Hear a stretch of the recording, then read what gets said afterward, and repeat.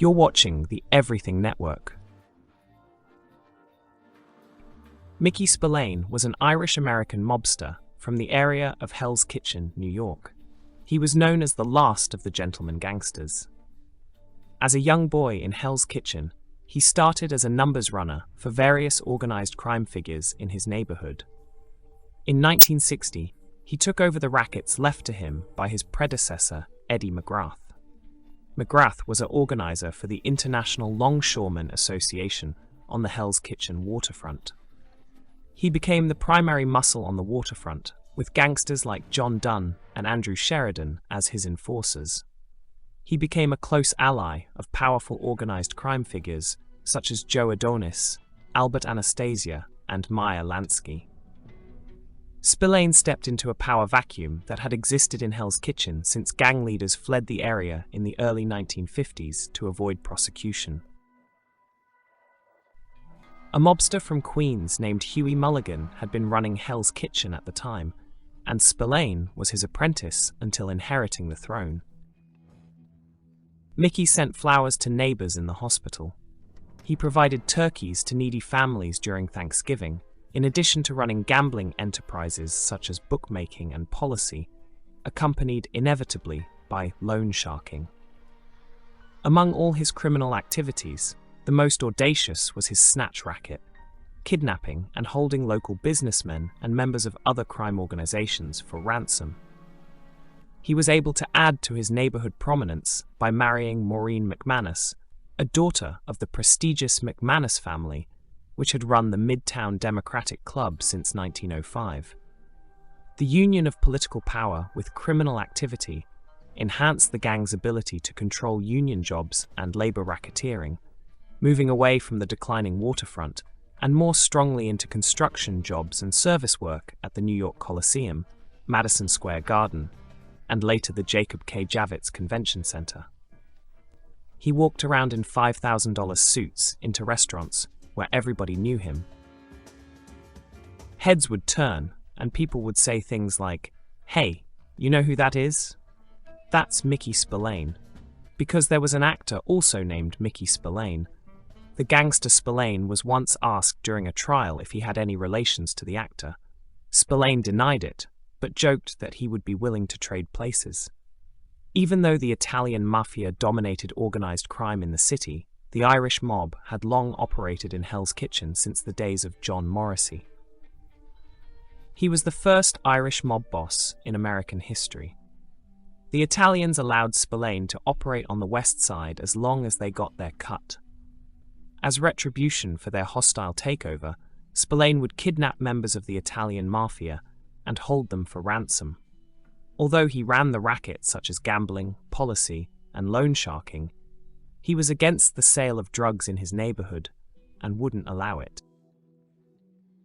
In 1966, a young upstart named Jimmy Coonan attempted to take the neighborhood from Mickey, muscling in on his territory and murdering a Spillane underling.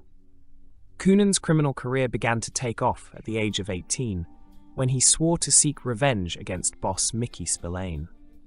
Spillane had kidnapped and pistol-whipped Coonan's father, who was an accountant not involved in criminal activity.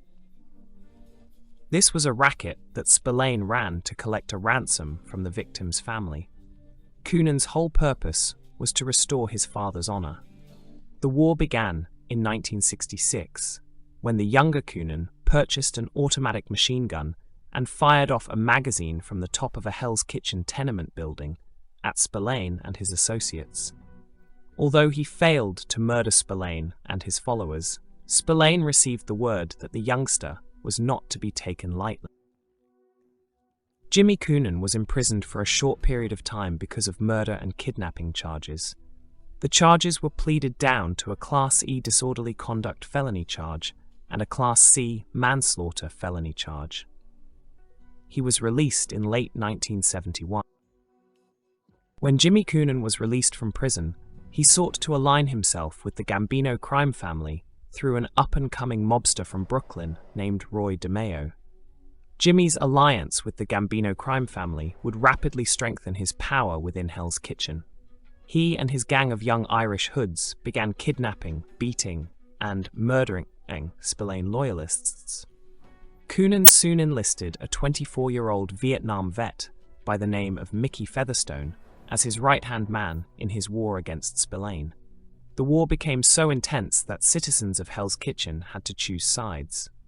Those who took Spillane's side were subject to beatings, kidnappings, store vandalism, and robberies, all at the hands of Jimmy's younger generation of Irish hoods. Those who chose Coonan's side were immune from these harsh activities because Spillane's gang was much older and more respectable.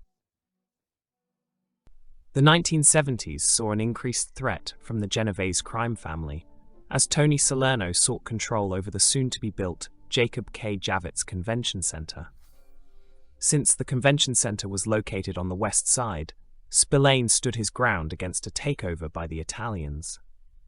Tony Salerno responded by hiring crime family hitman Joseph Mad Dog Sullivan to assassinate Tom Devaney, the butcher Edward Comiskey, and the Greek Tom Kapatos, who were three of Spillane's chief lieutenants.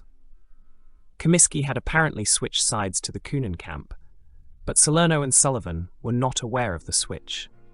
Devaney and Comiskey were murdered in late 1976, and Tom Kapatos was killed in January 1977.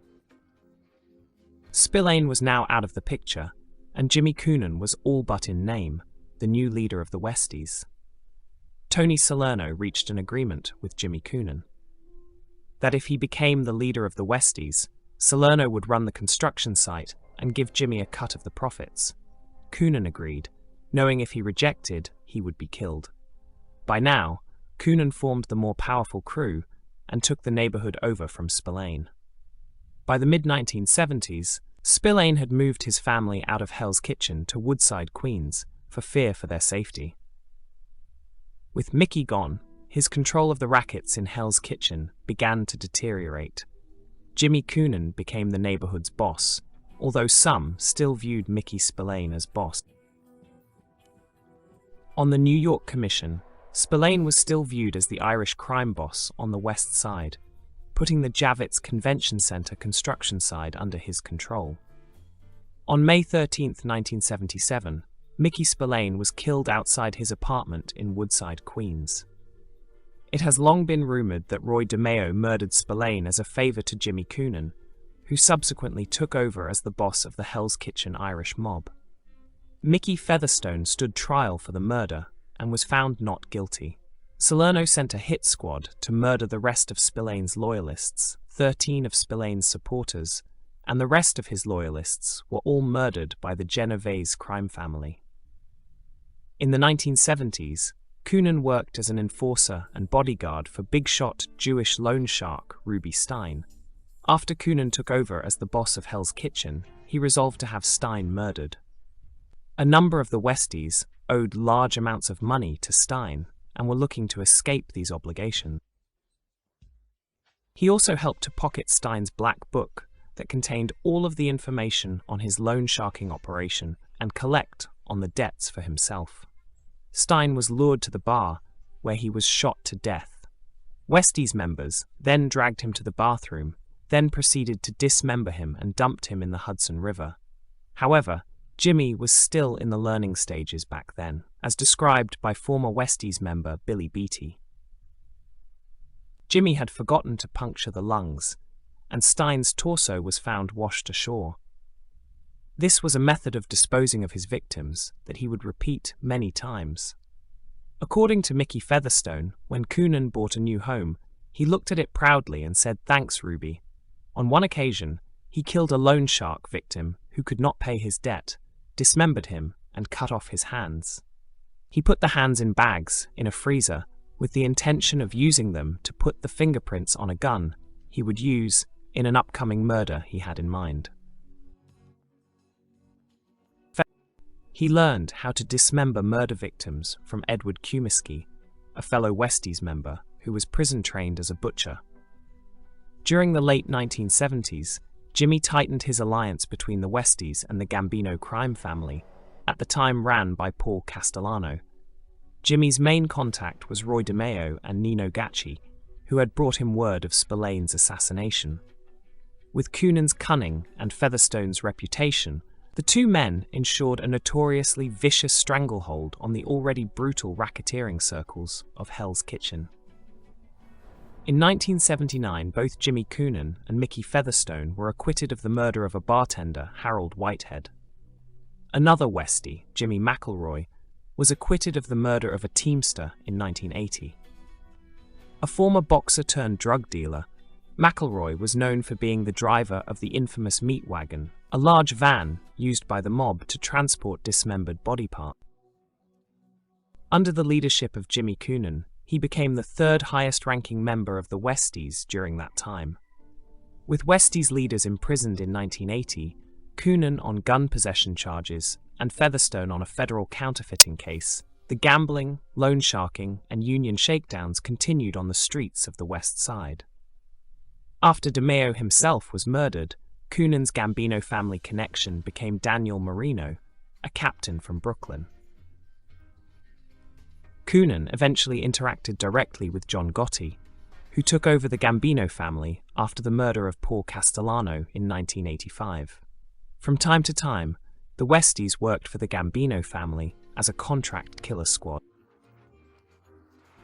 Bad blood between Jimmy Coonan and Mickey Featherstone, in part due to Featherstone's distaste for Coonan's Italian mob connections, eventually led to Featherstone being framed for the murder of Michael Hawley, a construction worker and neighborhood bar owner who refused to give the Westies protection money. Hawley became an enemy of the Westies gang when an off-duty policeman saw John Bashan shoot Michael Hawley in Hawley's bar. The policeman shot and killed John Bashan, and the Westies blamed Hawley for the death of Bashan.